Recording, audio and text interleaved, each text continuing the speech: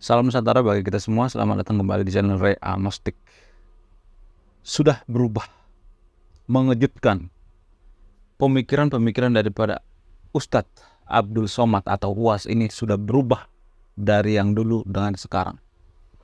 Jadi baru-baru ini UAS sudah melempem atau sudah melunak. Dia mengatakan orang-orang yang memalsukan makam-makam palsu itu segera ditindak oleh yang berwajib, yaitu polisi. Dan orang-orang yang melakukan penipuan-penipuan ini UUD, artinya ujung-ujungnya duit. Jadi mohon ditindak oleh yang berwajib. Jadi secara tidak langsung kita melihat bahwa Abdul Somad ini, UAS ini sudah berubah, guys. Dulunya saya tidak pernah mendengar kalimat-kalimat seperti ini dari UAS, tapi sekarang ini saya melihat sudah agak sedikit bergeser gitu pemikirannya. Ada berubah. Apakah ini berita baik atau mungkin berita tidak baik? Apakah ini cuman modus doang? Apakah ini bisa dipercaya atau tidak? Nah, yang jadi pertanyaan adalah kenapa? Saya dari dulu ya sangat sering bertanya-tanya dalam hati, kenapa ada orang yang mudah dibodohi dengan modus makam palsu? Kenapa? Saya dari dulu tuh bertanya-tanya. Ya ada banyak ya. Kenapa UAS buka suara? Karena banyak banget ternyata makam-makam palsu, terutama di Jawa Barat ya, di Sukabumi.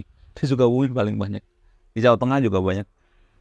Ada banyak makam palsu. Dan di situ kan ada namanya kecerengan ya, ada kotak ya. Jadi secara tidak langsung, mohon maaf ya, oknum-oknum Habib ini mau moroti masyarakat. Tujuannya apa? Duit kan. Jadi UAS mengatakan mohon ditangkap semua ini polisi yang kita gaji, yang kita amanahkan, mohon ditangkap semua ini yang melakukan penipuan-penipuan ini. Jadi sekarang ini UAS sudah mulai melempem, sudah mulai melunak, tidak seperti yang dulu lagi gitu. Sudah berubah sekarang ini.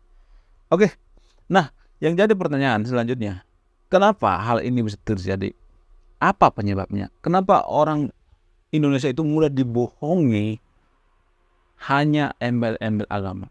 Ini kan termasuk pembohongan ya, menggunakan embel-embel agama, dibungkus dengan agama. Kenapa dulu tidak ada yang bisa mencium ini? Kenapa?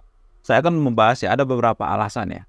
Alasan yang pertama misalnya, alasan yang paling masuk akal adalah karena rata-rata warga Konoha atau Indonesia itu tidak bisa berpikir kritis.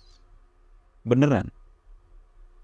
Kita sangat susah yang namanya berpikir kritis. Jadi kalau kita berpikir kritis, kita biasanya itu dimusuhi, guys. Dikatain sesat lah, dikatain berbeda, diasingkan. Jadi orang yang berpikir kritis di Konoha itu atau di Indonesia itu biasanya dimusuhin, sehingga tidak ada orang yang berani speak up. Kalau misalnya ada makam palsu nih, kalau ada yang mempertanyakan, curiga saya. Misalnya baru-baru muncul nih makam palsu, nggak mungkin ini. Terus ada yang nyari datanya gitu, baca gitu datanya. Siapa sih ini? Habib ini? Dicari datanya, nggak ada seperti itu. Nggak ada seperti itu. Jadi itu salah satu alasan yang paling masuk akal, karena kita kurang berpikir kritis. Alasan selanjutnya adalah karena masyarakat itu suka hal yang berbau mistis. Yep. Masyarakat Indonesia itu rata-rata suka hal yang berbau mistis. Jadi kalau misalnya dikisahkan ternyata ada Habib ini di orang cerita misalnya, silsilahnya juga dikarang gitu, ya orang kita juga pasti percaya. Dan kalau misalnya kita ziarah ke sini, kita dapat karomah gitu, atau dapat pahala yang sangat gede, pokoknya dijanjiin lah apa gitu. Padahal tujuannya apa? Biar kotaknya itu diisi duit. Orang Indonesia kan rata-rata percaya tahayul kan. Apa buktinya? Karena film paling banyak ditonton di Indonesia itu adalah film KKN, Desa Penari. Itu adalah salah satu bukti bahwa film yang paling digemari di Indonesia itu adalah film horor. Jadi para produser di Indonesia juga mengatakan seperti itu. Film yang paling digemari di Indonesia itu kalau nggak horor, komedi. Yang dua ini, yang lain nggak. Science, film scientific nggak digemari. Jadi channel-channel yang edukasi juga nggak digemari di Konoha. Jadi channel-channel yang digemari di Konoha itu adalah channel-channel yang hantu-hantu gitu. Terus channel-channel yang berbau komedi, walaupun komedinya itu cenderung tidak masuk akal gitu, komedinya itu tidak, ya murahan lah gitu, ada seperti itu. Justru saya melihat ya, komedi Indonesia itu komedinya itu menggunakan fisik ya. Mohon maaf ya, seperti zaman dulu kan ada yang komedi menggunakan fisik ya, inisialnya O, belakangnya J, ya kan? Ada kan acara stasiun televisi seperti itu. Terus lemparan-lemparan itu, lemparan-lemparan ya, busa-busa, ya busa-busa sih, tapi tetap itu kan kekerasan ya, nggak bagus gitu bagi orang yang menonton gitu. Lempar-lemparan itu, pokoknya ada di lempar-lempar gitu. Jadi komedi seperti ini menurut saya itu komedi yang sangat tidak baik ya. Komedi orang yang tinggal di Ramaja itu bukan seperti itu. Komedinya itu berkelas, bukan komedi murahan-murahan seperti itu. Jadi itulah alasannya kenapa orang Indonesia itu sangat suka film horor, apalagi horor dicampur dengan komedi. Seperti film agak lain kan komedi dengan horor kan dicampur, sehingga banyak yang menyukai. Itulah alasannya kenapa film agak lain itu pecah. Karena apa? Karena komedi dicampur dengan horor. Alasan selanjutnya misalnya karena masyarakat kita terlalu memuliakan Habib. Saya juga bingung ya, kenapa warga Konoha itu terlalu memuliakan Habib. Padahal kan sama aja ya, zaman dulu nggak terlalu. Sekarang ini ya yang mulai memuliakan Habib. Kenapa maksudnya warga Konoha terlalu memuliakan Habib atau warga Indonesia memuliakan Habib ini? Setelah saya meneliti dan mengamati, ternyata kita itu sekarang Indonesia itu terlalu ke kanan, maksudnya terlalu ke paham kanan. Jadi paham itu kan ada 3 ya, paham kiri, tengah-tengah, terus kanan. Jadi kita itu terlalu ke kanan. Kenapa banyak orang terlalu ke kanan? Karena terlalu berlebihan dalam beragama. Jadi orang yang terlalu berlebihan dalam beragama itu dia terlalu ke kanan. Sebenarnya nggak boleh terlalu ke kanan, nggak boleh terlalu ke kiri. Kiri itu paham kiri itu kan paham ateis ya. Kanan itu terlalu berlebihan dalam beragama. Biasanya yang tengah-tengah ini adalah orang-orang yang nasionalis. Biasanya dia cuma beragama, tapi agamanya cuma KTP doang gitu. Tapi nggak semuanya sih. Kalau istilah Soekarno, Islam Sontoloyo ya, Anda yang mengatakan seperti itu, atau Islam KTP lah, atau Kristen KTP. Misalnya dia cuman, bukan berarti dia kelakuannya tidak baik ya, tapi dia biasanya nasionalis tengah-tengah. Tapi saya melihat warga Konoha itu lebih banyak di haluan kanan, lebih ke kanan, paham kanan, sehingga ada banyak orang yang berlebihan dalam beragama. Terlalu berlebihan dalam beragama juga salah. Terlalu ke kiri juga salah sebenarnya. Terlalu radikal juga salah. Ada radikal ateis. Ada orang yang beragama radikal kan, terpapar radikal. Jadi kita tidak boleh terlalu ke kiri dan tidak boleh terlalu ke kanan juga. Itu poinnya. Lalu apa alasan selanjutnya? Alasan selanjutnya karena masyarakat kita terlalu berlebihan atau terlalu, maksudnya gini, terlalu fanatik. Ya nggak apa-apa sih beragama tapi sewajarnya aja, jangan terlalu berlebihan dong. Ini adalah bentuk daripada terlalu berlebihan dalam beragama. Katanya nggak boleh menyembah berhala, tapi ke kuburan kok, ya kan, memuja-muji. Sebenarnya menurut saya itu semua agama itu ada berhalanya, tapi versinya aja yang beda-beda. Ya kan? Kadang kita mengata-ngatain agama lain berhala, enggak juga. Versinya aja yang beda-beda. Alasan selanjutnya misalnya karena masyarakat kita IQ rata-ratanya 78. Jadi kalau saya mengatakan seperti ini pasti banyak diomelin sama netizen ya. Kenapa sih kamu sering menggunakan IQ 78? Orang faktanya seperti itu kok. Nggak percaya? Coba cek data. Ya kalau misalnya kita tanya setiap orang itu IQ-mu berapa, dia nggak pernah mengakui IQ-nya 78, nggak pernah. Pasti ngomongnya, ya saya IQ-nya 150, 200 dan lain sebagainya. Tapi pada faktanya IQ kita itu 78 guys. Itulah salah satu alasan kenapa kita mudah dibohongi menggunakan embel-embel agama. IQ 78 ini tidak bisa memproses apakah yang dikatakan ini benar atau tidak. Tidak ada pikiran yang skeptis gitu. Itu orang yang berakid 78, mudah dibohongi menggunakan agama. Tapi kalau boleh jujur ya, hanya negara yang berakid 78 ke bawah itu yang terlalu fanatik dalam beragama, saya melihat. Nggak tahu ini kebetulan apa enggak ya. Orang-orang yang, bukan berarti saya mengatakan bahwa yang tidak beragama itu lebih otomatis pintar gitu. Kalau ada orang yang beragama itu otomatis pintar. Tapi kalau sekarang ini saya melihat ya orang yang justru yang terlalu fanatik dalam beragama itu adalah orang-orang yang ber-IQ rendah. Mungkin ada yang bantah misalnya Pak Habibie itu orang yang agamis tapi IQ-nya tinggi. Tapi kalau ditelusuri Pak Habibie itu SMA-nya di sekolah Kristen loh. Sekolah Kristen. Nggak ada, jarang orang yang tahu ini. Kalau ditelusuri ya, sekolahnya Pak Habibie itu di sekolah Kristen. Kurang liberal apa coba Pak Habibie? Ya bisa aja Pak Habibie itu misalnya waktu muda dia nggak terlalu agamis ya, tapi waktu tua itu dia agamis. Ya berarti nggak konsisten dong kan? Jadi kita harus melihat yang konsisten dong ya. Dari muda dia ngomong agamis, muda saya bilang nggak terlalu agamis deh Pak Habibie. Tuanya mungkin ya karena Pak Habibie berpikir, Pak Habibie juga manusia biasa kan. Ya siapa tahu surga itu ada, ya nggak apa-apa lah, beribadah.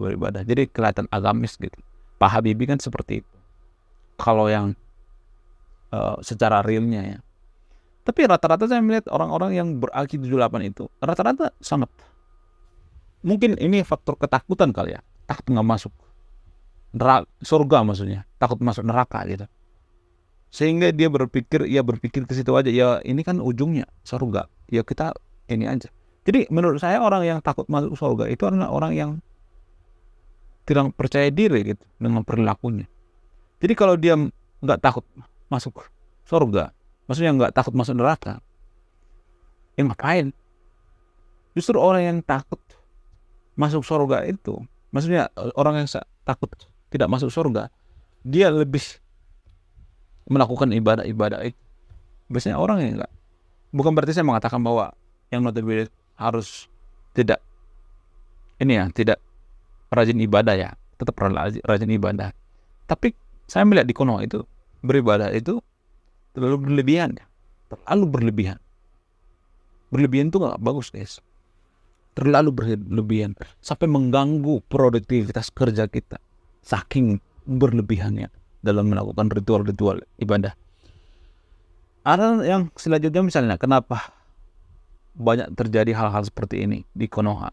Bisa kita dengan mudah dibodohi dengan agama gitu, dengan embel-embel agama. Karena kita memang bodoh. Rata-rata warga Konoha itu bodoh guys.